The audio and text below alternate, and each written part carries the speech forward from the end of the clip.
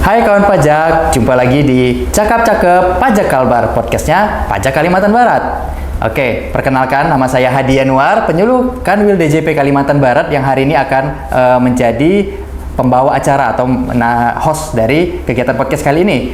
Nah, di sini kalau kawan pajak punya permasalahan nih, mungkin selama ini berpikir, kalau mau layanan perpajakan ke kantor pelayanan pajak Pratama kok kayaknya jauh ya. Terus atau misalnya kawan pajak punya permasalahan, ini kok ada kantor pajak tapi nggak tahu nih kantor pajak ini fungsinya apa nih.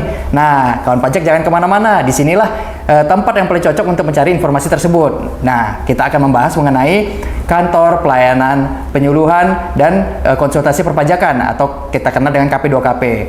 Nah, di sini kita sudah kehadiran narasumber yang istimewa. Istimewa berarti lebih dari spesial nih. Di sini ada Pak Panji Prasetyo, Kepala KP2KP Sekadau. Nah, di sini memang narasumber kita merupakan narasumber yang sangat relevan dengan materi kita hari ini dan sangat bisa kita andalkan lah ya untuk mendapatkan informasi mengenai apa itu KP2KP. Nah, silakan Pak Panji. Apa kabar Pak Panji? Alhamdulillah baik. Baik ya. Gimana nih Pak Panji dari Sekadau? Apa nih informasi terbarunya nih? Sebelumnya terima kasih sudah diundang ke podcast Kanwil DJP Kalimantan Barat. Kalau informasi terkini ya mungkin sekarang lagi fokus ke Kortex ya Bang Adi ya. Kortex ya Pak ya? Iya, jadi betul. memang Kortex ini hangat-hangat ya Pak. Dari awal tahun kayaknya sampai akhir tahun kita memang bicaranya Kortex ya Pak ya? Betul. Oke. Nah, ngomong-ngomong nih Pak, soal KP2KP nih, banyak yang mengira KP2KP itu kan mini KPP lah gitu Pak ya. Nah, kira-kira apa sih itu KP2KP dan bedanya sama KPP itu apa sih Pak? Kalau ngelihat tadi namanya kan kita penyuluhan dan konsultasi Bang ya. Siap. Artinya secara umum mirip ya, terutama untuk kita mengadakan pelayanan. Kita juga punya tempat pelayanan terpadu seperti halnya di KPP. Kita juga melakukan penyuluhan, cuma bedanya mungkin kalau di KP punya fungsional penyuluh, kalau di KP2KP tidak punya. Kalau fungsi lain mungkin mirip tapi mungkin skalanya lebih kecil ya. Kayak teman-teman mengerjakan juga fungsi kepegawaian, keuangan, terus mungkin supporting buat pelaksanaan tugas KPP. Sebenarnya karena skalanya lebih kecil aja. Oke, jadi cocok lah ya kalau kita bilang KP2KP itu memang mini KPP gitu. Betul. Nah, kalau bedanya dari mungkin letak lokasinya misalnya gitu Pak, apakah sama dengan KPP? Kalau KPP ini kan biasanya membawahi beberapa kabupaten ya. Kayak contoh kami di KPP Pratama Sanggo, ini ada 2 KP2KP, KP2KP Ngabang dan KP2KP Sekadau. Nah, kami di KP2KP Sekadau wilayah kerjanya meliputi Kabupaten Sekadau. Jadi mungkin masyarakat yang di Kabupaten Sekadau jika ada mengurus hal terkait pajak biasanya datangnya ke KP2KP Sekadau tanpa harus ke KPP. Jadi ibaratnya menjangkau lebih dekat lah ya ke teman-teman yang ada di daerah yang mungkin jauh kalau mau menggapai ke KPP Pratama ya seperti itu Pak ya. Kemudian kalau KP2KP yang Pak Panji tahu ini di Kalbar ini ada berapa sih jumlahnya? KP2KP ada 7 ya. KP2KP Mempawah di Kuburaya, kemudian untuk yang KP2KP Sambas dan Bengkai yang di KPP Singkawang, KP2KP Sekadau dan KP2KP Ngabang di bawah KPP Pratama Sanggo, kemudian KP2KP Nangapinoh dan Putusibo ya, di bawah KPP Sintang. Oh, jadi kabupaten-kabupaten rata-rata semuanya sudah memiliki setidaknya ada tempat kantor pajak lah ya buat konsultasi lah seperti itu Pak ya. Nah, kira-kira Pak, kalau misalnya KP2KP itu siapa saja sih yang boleh datang? Apakah harus wajib pajak terdaftar di areanya atau misalnya harus wajib pajak yang sudah terdaftar atau seperti apa yang boleh datang Pak?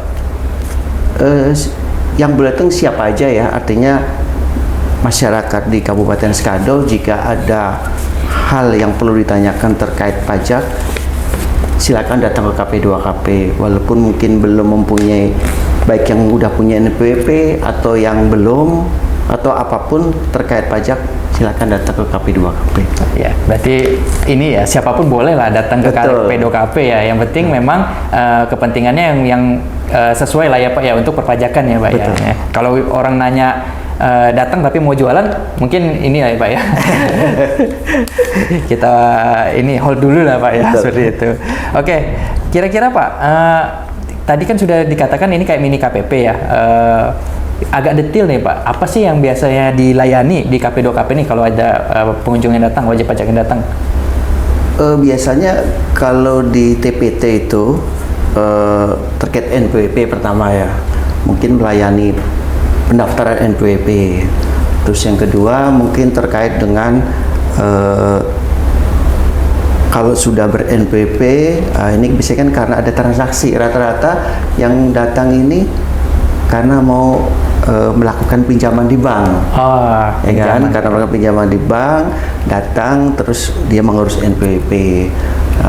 Kemudian kalau yang lainnya biasanya karena mungkin transaksi jual beli tanah ya, kan harus melakukan validasi. Validasinya biasanya datang ke KP2KP juga. Oke. Ini kalau wajib pajak orang pribadi ya, biasanya. Itu yang dilayani di KP2KP ini sebenarnya banyak ya Pak ya. Mungkin Banyak. yang lebih dari itu juga banyak dari hulu ke hilir lah Pak ya mungkin yang datang ya Pak ya. Termasuk jika akan melakukan pelaporan SPT tahunan orang pribadi, ya rata-rata mereka bertanya ke KP2KP. Baik.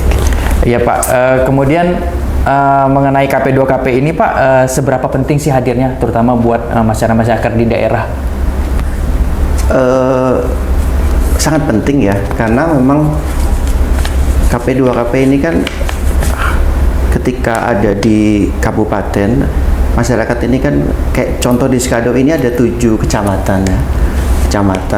Kalau yang kecamatan terjauh itu yang di sisi sebelah utara itu Belitang Hulu itu bisa sampai 2-3 jam ya. 2-3 jam. Mereka harus nyebrang sungai juga naik kapal gitu kan.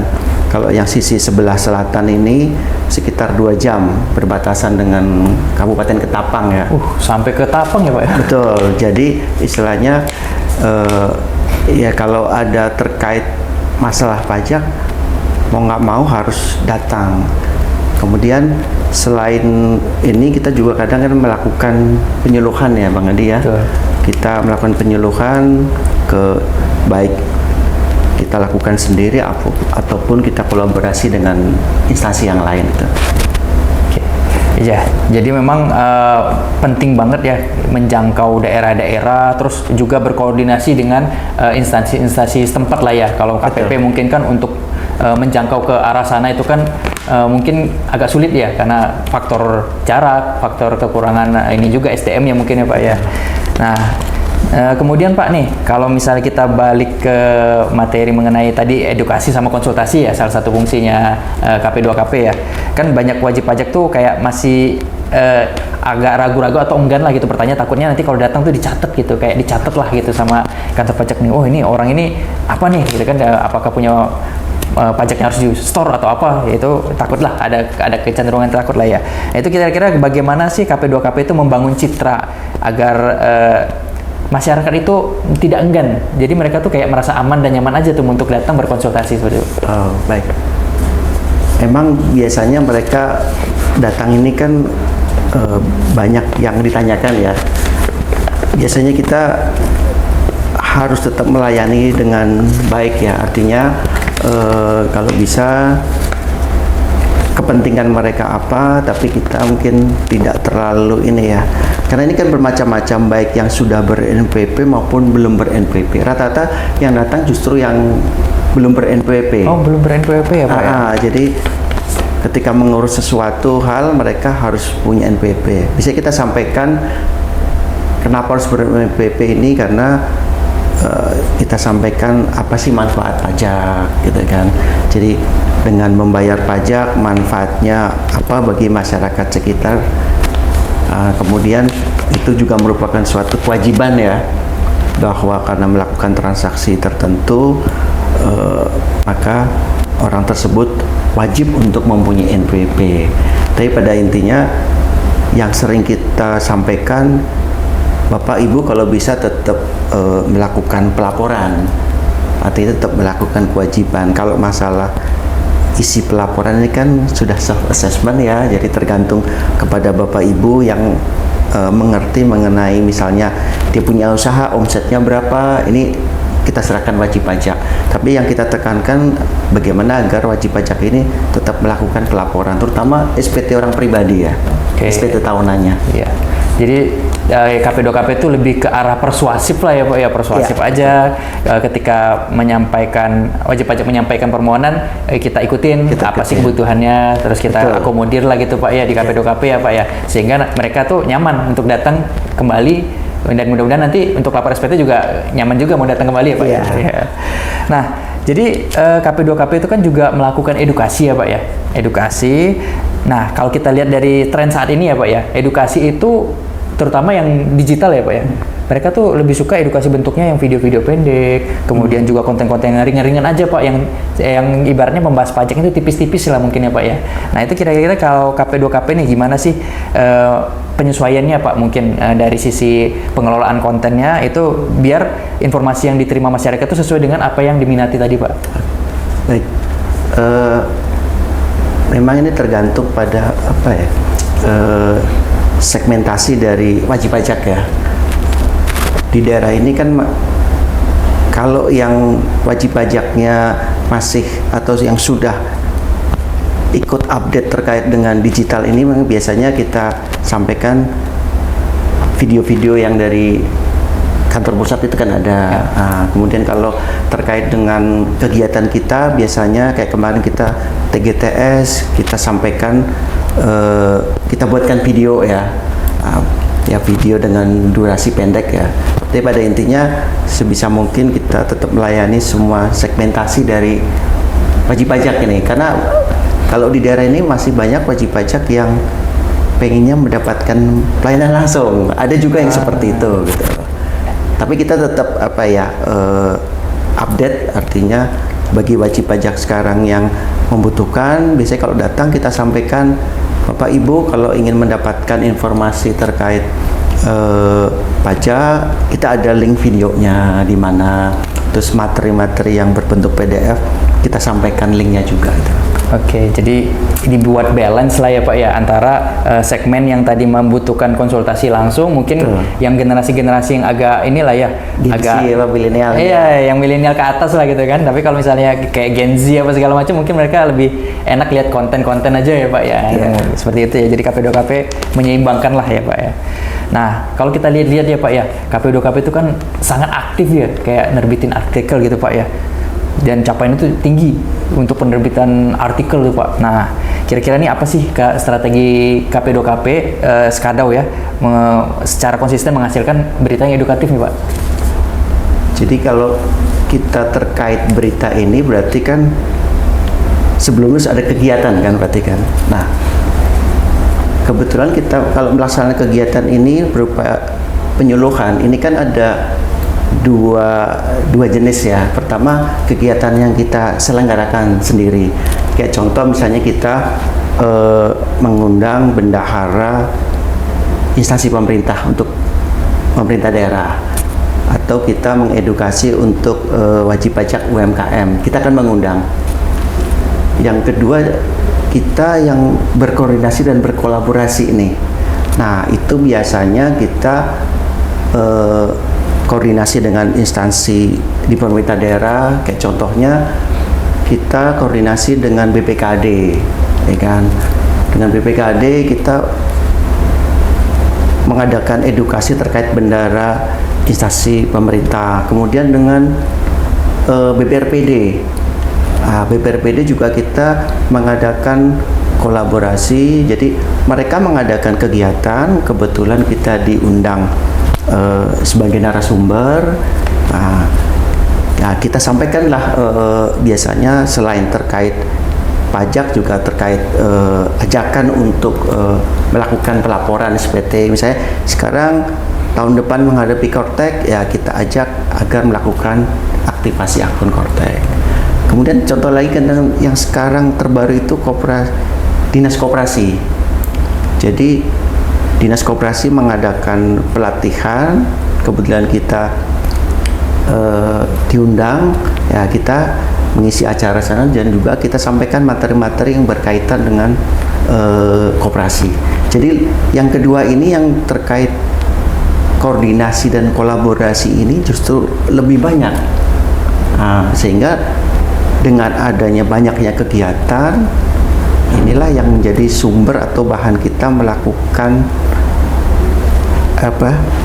penyampaian berita atau publikasi lewat berita. Baik, berarti memang KP2KP Skadau ini tadi sangat kolaboratif dan kooperatif lah ya Pak ya. Termasuk juga kayaknya poin pentingnya di sini memang responsif sama inisiatifnya ya Pak ya.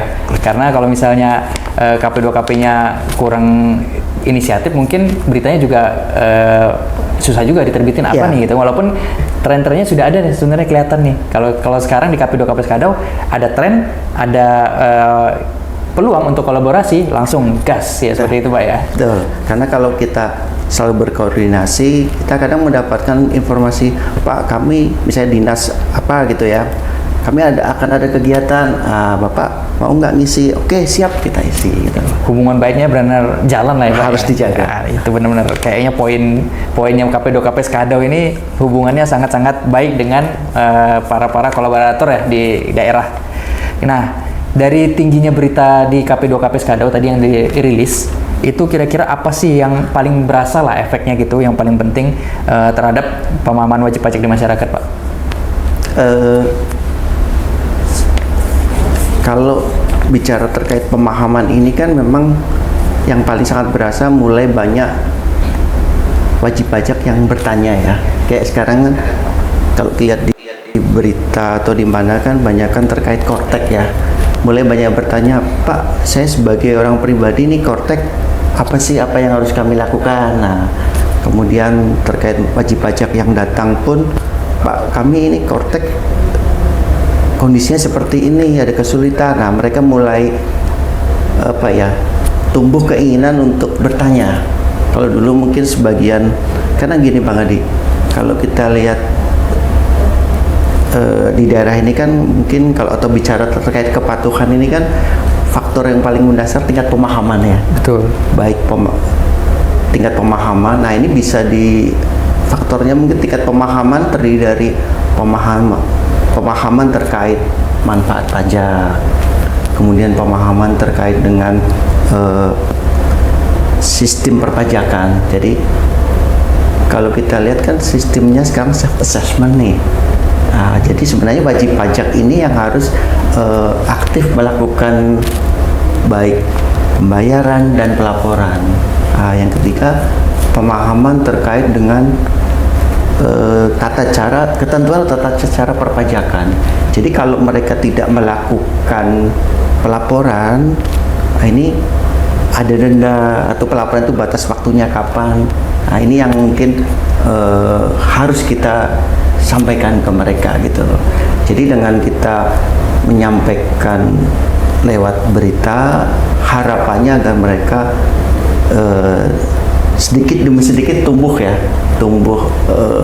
keinginan tahuan tentang pajak, sehingga mereka lebih ya bisa meningkatkan kesadaran. Harapannya seperti itu. Okay. Tapi secara umum mulai banyak yang kalau kita berinteraksi dengan wajib pajak, banyak yang mulai bertanya lah gitu. Ya. Ibaratnya kayak trigger lah ya mungkin ya, berita itu disampaikan poin pentingnya agar mereka tuh makin ingin tahu nih soal apa sih yang perlu dilakukan untuk perpajakan itu kan, terutama misalnya untuk kepentingan mereka sendiri lah ya, bagaimana pelaporan ya, pembayaran dan sebagai macamnya, sehingga meningkatkan pemahaman. Otomatis ketika pemahamannya tinggi di daerah juga akan menjadi patuh ya Pak ya, seperti itu ya. Setuju. Oke Pak, jadi kalau kita dengar-dengar ya Pak ya, KP2KP itu kan jumlah pegawainya kan terbatas ya Pak ya. Nah di situ juga ada menerima SPT, permohonan, surat-surat udah kayak KPP lah gitu kan. Nah cuma kalau KPP ini kan banyak nih pegawainya. Dengan pegawai yang sedikit KP2KP ini kira-kira bagaimana nih itu di balik layarnya nih Pak, sehingga layanan itu tetap berjalan dengan baik, dengan lancar dan juga cepat lah Pak, meskipun dengan segala keterbatasan tadi Pak. Ya kebetulan di kami biasanya ada pembagian tugas ya. Kayak misalnya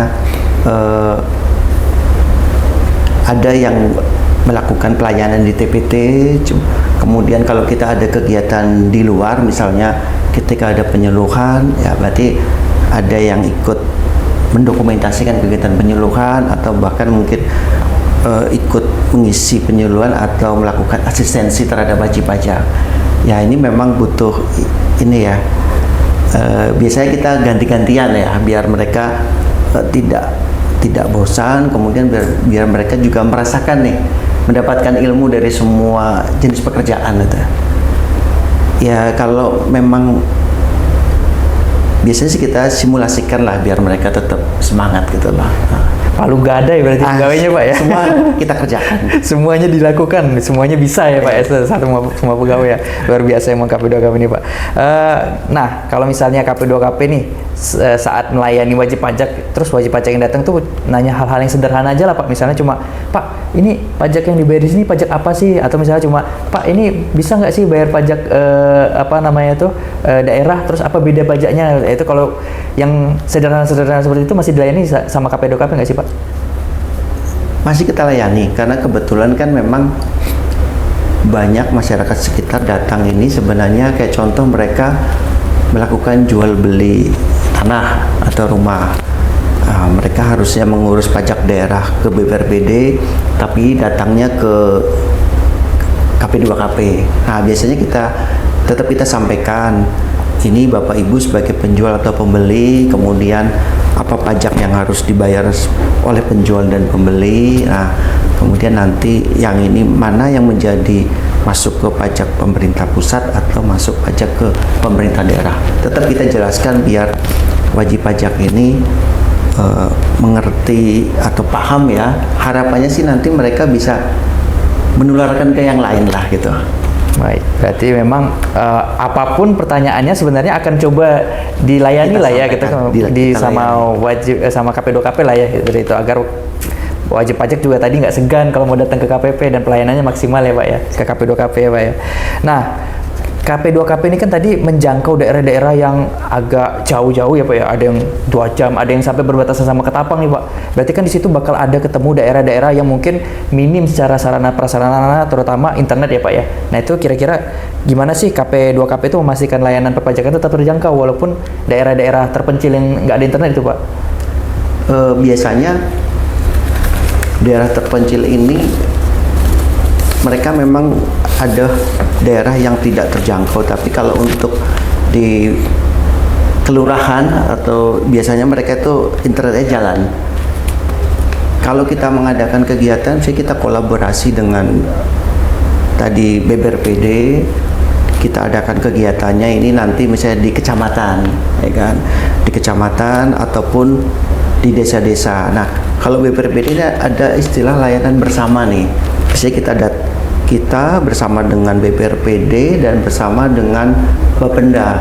Kalau kita pajak desanya, kemudian kalau BPRPD itu pajak PBB-nya, kalau Bapenda ini biasanya pajak kendaraan bermotor. Biasanya kita kolaborasi ikut dengan kegiatan mereka. Nah, kita edukasi biasanya untuk bendahara desa tersebut. Kita pastikan pajak dana desanya ini sudah dibayar dan dilapor. Kemudian jika ada kesulitan, silakan hubungi kami. Itu salah satu cara untuk bisa menjangkau ke daerah-daerah ya. Karena salah satu alat untuk menjangkau ini kan masyarakat sekitar biasanya nanyanya ke desa kan.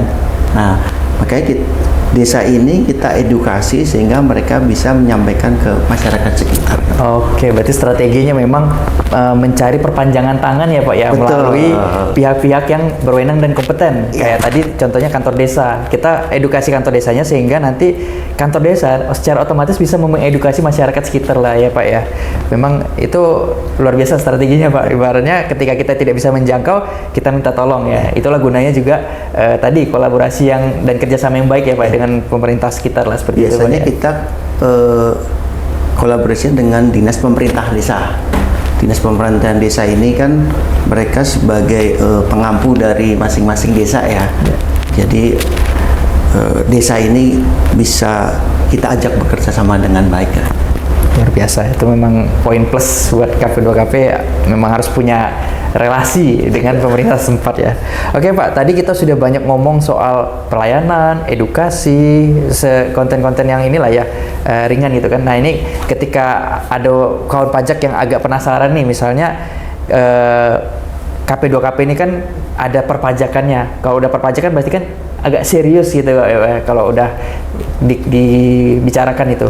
Nah itu kira-kira KP2KP itu secara pengawasan itu ringan dan persuasif itu gimana tadi Pak, di awal tadi di spill sedikit.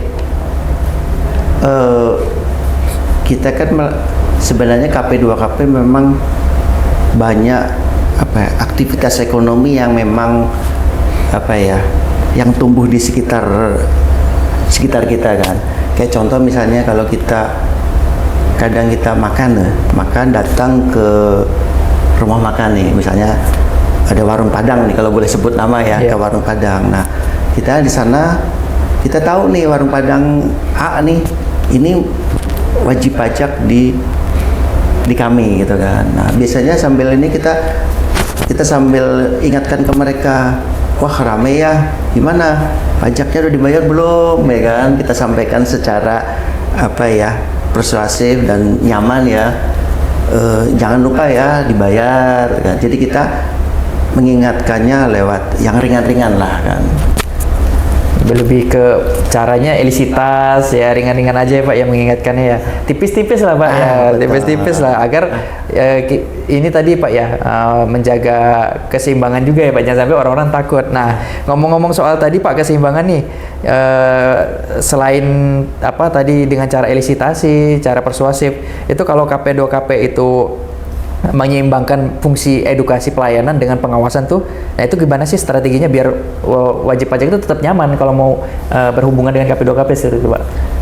Biasanya kita jelaskan ya bahwa KP2KP ini ranahnya lebih banyak ke edukasi. Bisa kita itu dulu biar mereka mau membuka diri ya. Edukasi artinya jika Bapak Ibu mempunyai kesulitan atau ada hal yang belum paham, silakan bertanya ke kami atau kita sampaikan. Nah, nanti setelah mereka ada komunikasi, mereka bisa kan membuka diri nih, baru kita menyentuh ke ranah bagaimana Bapak Ibu pembayarannya lancar atau tidak gitu kan. Terus sudah sesuai dengan aturan atau belum. Kayak contoh misalnya UMKM ini kan dalam pembayaran kadang dia flat ya. Yeah. Tiap bulan bayar katakan 10.000 terus gitu kan. Jadi kita sampaikan, Bapak Ibu UMKM ini pembayarannya tergantung dari omset ya. Jadi Bapak Ibu bisa, kalau omsetnya kecil bayarnya kecil, tapi kalau omsetnya naik berarti pembayar pajaknya mengikuti ya. KP2KP selalu menyisipkan edukasi di dalamnya ya, dan menekankan fungsi tadi kalau ini adalah pelayanan perpajakan gitu kan, bukan sekedar cuma harus bayar pajak ya Pak. Karena kalau kita tiba-tiba langsung bertanya, ini udah bayar pajak belum? Ya pertama kesannya mungkin jadi arogan ya, terus kedua nanti wajib pajak jadi menutup diri biasanya gitu. Ya, benar-benar fungsi humanisnya jalan lagi nih Pak di sini Pak ya. Benar-benar kita harus enak membawaannya ya Pak ya, agar bisa lancar juga tugasnya ya Pak ya. Nah ngomong-ngomong soal potensi tadi nih Pak ya, soal tadi ada yang rumah makan baru lah apa segala macam. Nah ini sekarang kan lagi banyak yang ke arah digital nih, digital, internet gitu kan. Nah kira-kira kalau KP2KP ini untuk tren digital ini bagaimana sih menindaklanjutin, atau misalnya lagi tumbuh konten kreator itu kan sekarang ada di mana-mana tuh Pak, atau misalnya warkop atau bahkan misalnya digital office gitu Pak. Nah itu gimana Pak? Mungkin yang paling banyak yang udah menjamur nih warkop ya. Kemarin tuh ada warkop yang baru di tempat kami itu. Nah, biasanya kita identifikasi ya, ini baru pemiliknya siapa gitu kan. Sudah punya NPWP atau belum. Nah, ini kalau kita datang secara langsung dan kita mengetahui ada aktivitas usaha kan. Tapi kalau bisa kita juga kadang-kadang kita lihat menggunakan kita banyak aplikasi sekarang ya Bang Adi ya, misalnya pakai ChatGPT ataupun pakai yang lainnya, kita bisa membuat profil aktivitas usaha yang cepat dan sederhana. Contohnya misalnya kita ingin tahu aktivitas warung kopi di sekitar atau yang ada di Kabupaten Skadau. Kita pakai ChatGPT, kita ketik, muncullah semua itu. Tentunya itu memang butuh validasi ya, tapi kita dengan cepat tanpa mungkin harus datang ke lokasi atau mungkin kita belum pernah tahu bahwa ternyata ada warung kopi, data itu bisa kita dapatkan. Malah KP2KP itu memanfaatkan teknologi ya, bukan jadi malah kayak anti teknologi dengan ada teknologi malah membantu ya Pak. Betul, karena wilayah kerja kan sangat luas ya. Kita nggak tahu nih contoh kayak di daerah Belitung Hulu, yang tadi saya sampaikan 2-3 jam. Di sana misalnya ada pembukaan Alfamart baru, ya kita ke sana aja kan belum tentu rutin ya. Nah itu mungkin justru kita dapatkan di dalam berita atau di media sosial, itu malah justru kita dapatkan. Jadi tidak cuma pengawasan secara langsung, tapi juga pengawasan secara tidak langsung ya, karena melihat potensi-potensi dari internet ya. Luar biasa dengan KP2KP ini Pak, bukan cuma yang menjangkau daerah kecil, terpencil, tapi juga menjangkau daerah yang digital, seperti itu. Luar biasa Pak. Nah, KP2KP ini Pak, biasanya kan disampaikan juga selain mini KPP juga perpanjangan tangan dari KPP ini. Nah itu kira-kira apa bentuk dukungan paling krusial itu Pak sehari-harinya? Kalau kita lihat dari fungsi-fungsi tadi disampaikan mini KPP ya, memang ada fungsi kita yang terakhir ini adalah menunjang pelaksanaan tugas KPP. Nah ini sangat luas ya, tapi yang paling sering sehari-hari biasanya misalnya kalau AR datang ke kami ke KP mau ke wajib pajak, biasanya mereka datang ke KP2KP terlebih dahulu. Jadi misalnya mereka membawa nama, mereka tanya ke kami, ini WP ini alamatnya tepatnya di sebelah mana sih, gitu kan? Mungkin lokasinya di mana, itu mungkin salah satunya. Kedua, untuk penunjang ini biasanya jika KPP atau AR datang, mereka bisa bertemu WP-nya di KP2KP. Jadi mungkin ya titik tengah lah mungkin ya.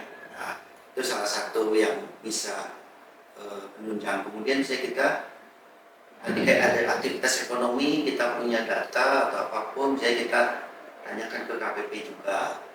Ini sudah punya NPP atau belum, atau mungkin ini datanya siapa sih yang punya, kira-kira gitu. Jadi selalu ada komunikasi lah.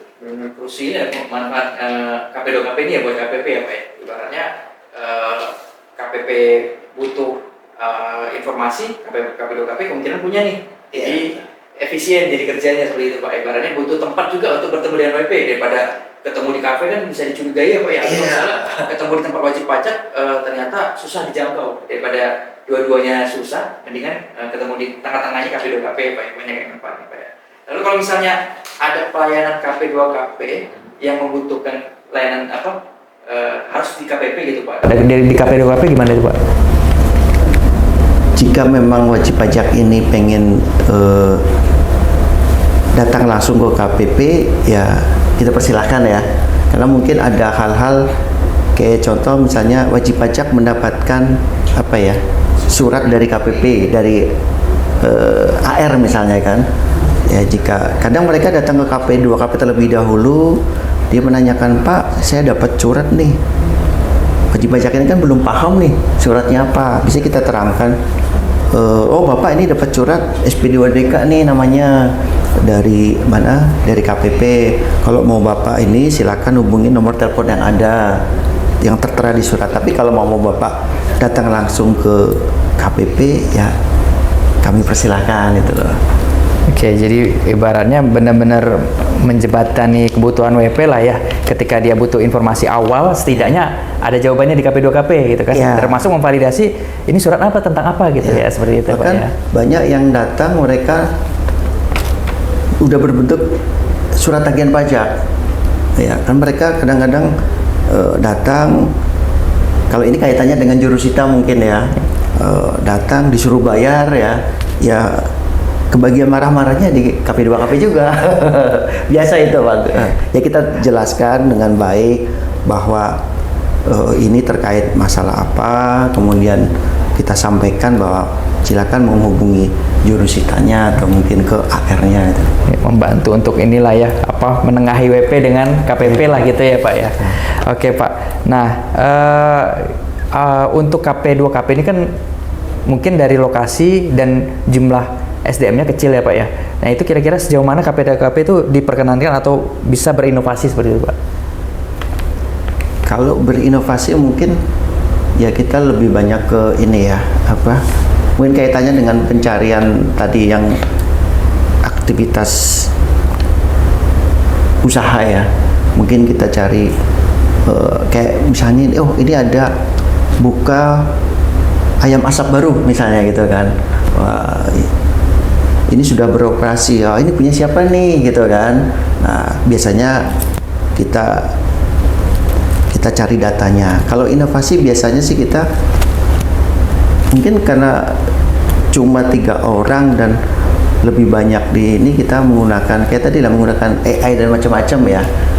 Kita lebih banyak kita searching, oh ternyata ada yang baru nih, nah baru kita mungkin kita datang atau kita validasi gitu ya. Dengan keterbatasan yang ada, inovasi itu tetap boleh dilakukan ya berarti di KP2KP Harus ya. malah. Bahkan harus ya agar mengikuti perkembangan ya tren ya. Jangan sampai kita ketinggalan nih sama tren. Nah, kita ini sudah sampai di penghujung acara nih Pak Panji. Mungkin sebelum kita tutup ya, ini ada kalau boleh menyampaikan 1-2 kalimat Pak tentang KP2KP, apa yang paling tepat nih Pak?